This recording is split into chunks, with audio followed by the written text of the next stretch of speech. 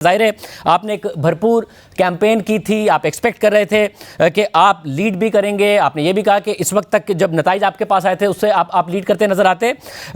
इस वक्त लग रहा है कि आपको शायद पाकिस्तान तहरीक इंसाफ के साथ मिलना पड़े अगर आपने मेयर बनना है। आप क्या सोच रहे हैं? मैं ये सोच रहा हूँ कि ये हो क्या रहा है। हम नंबर 1 पार्टी के तौर पर शाहजेब सामने आ गए। हमारे पास जो है वो फॉर्म 11 भी मौजूद हैं। अब जब गिनती का अमल एक तो रोक दिया गया, पहले तो पहला मरहला तो यह है कि फॉर्म 11 लेना ही मुश्किल हो रहा था, बगैर दिए ही भगा रहे थे। वो तो हमने कहा कि भाई रुक जाओ और हर सूरत में लेकर आओ, तब जाकर जो है वो हमारे पास 94-95 ऐसी सीटें हैं इस वक्त राइट नाउ, जिसके तमाम फॉर्म 11 हमारे पास मौजूद है। हम जीत चुके हैं। 8-10 पे हमारा तनाज़ा चल रहा है। इसका मतलब है कि हमारी 100 के करीब सीटें हैं जो हम क्लेम करते हैं कि हम जीते हुए। 94 तो हैं, वो भी मेरे हाथ में है। अब आपको मैं एक रिजल्ट बता रहा हूँ शाहजेब, हैरत अंगेज तौर पर अभी क्या हुआ है। एक रिजल्ट अनाउंस हुआ है औरंगी का, UC7 का।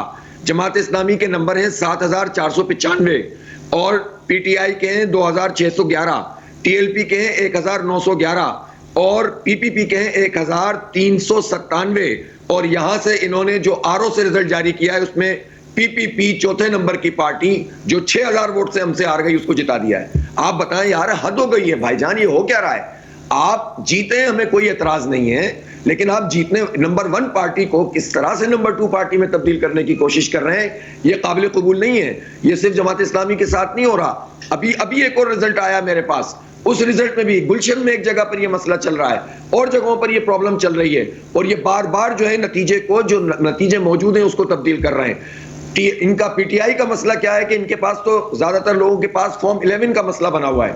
जाहिर है कि उन्होंने इतने ऑर्गेनाइज तरीके से चीजों को नहीं किया था, तो उसके नतीजे में इनकी भी 8-10 सीटें मेरे ख्याल में पीपल्स पार्टी अपने खाते में डाल चुकी है। यार ऐसे ना करें। हम कह रहे थे कि आप इलेक्शन कराएं, सही तरीके से कराएं, आप जीते हुए को तो नहीं हरवाएं।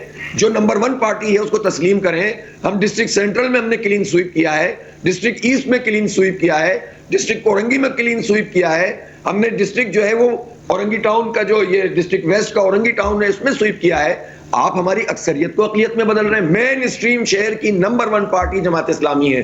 पहले तो पेरीफ्रीज में इन्होंने हल्का बंदियों में मसला किया, फिर उसके बाद वहां पर पेरीफ्रीज में तो जाहिर है गोठों और देहातों में मासूम से लोगों पर वैसे ही काबू कर लेते हैं। ये दौरान पोलिंग जो होता है हम फिर भी बर्दाश्त करते रहे कि चलो यार ऐसा ही हर दफा होता है, लेकिन आगे बढ़े प्रोसेस। लेकिन यार अब उस प्रोसेस को भी आप रोक रहे हैं जीतने के बाद।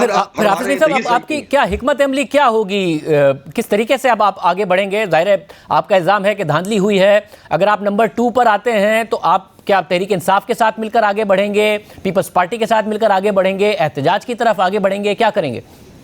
देखें शाहजेब, ईमानदारी की बात यह है कि नंबर 2 पे क्या, हम नंबर 4 पे भी होते रहे ना, नंबर 3 पे भी होते रहे, तो हमने क्या किया। बात यह है कि जो जीता हुआ है उसको पहले जीता हुआ तस्लीम तो करें। पहला मरहला ये नहीं कि किससे मिलेंगे, पहला मरहला ये है कि पार्टी पोजीशन वाजे हो, फिर उसके बाद पार्टियों से तो बातचीत भी होती है, मिला भी जाता है, नहीं भी मिला जाता, सोलो भी होता है, अपोजिशन भी होती है। लेकिन जो नंबर 1 पार्टी है उसको नंबर 2 पार्टी क्यों बना रहे हैं आप?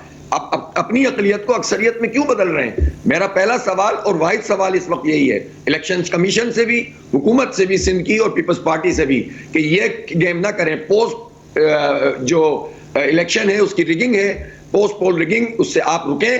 पहले आप चीजों को ठीक करें, फिर उसके बाद बैठकर बात होगी।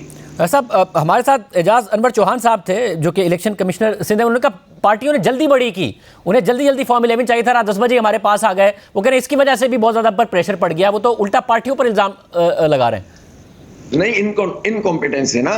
सुबह के टाइम जो है अमला नहीं पहुंचा, सामान नहीं पहुंचा, हमने उसको भी कहा कि चलो यार हंगामी हालात में इलेक्शन हो रहा है, और बहरहाल हो तो गया। आखिरी वक्त तक एम्बिग्यूटी थी, आखिरी वक्त तक जो है वो साजिशें हो रही थी, तो हमने कहा चलो यार इसको कबूल करते हैं। लेकिन इसका मतलब ये तो नहीं है कि 30 पोलिंग स्टेशन है, हर पोलिंग स्टेशन पे 2 या 4 या 6 बूथ होते हैं। इसमें कितनी देर लगती है कि नतीजा तो तकरीबन आधा पौना घंटे में, मैक्सिमम 1 घंटे में गिनती हो जाती है।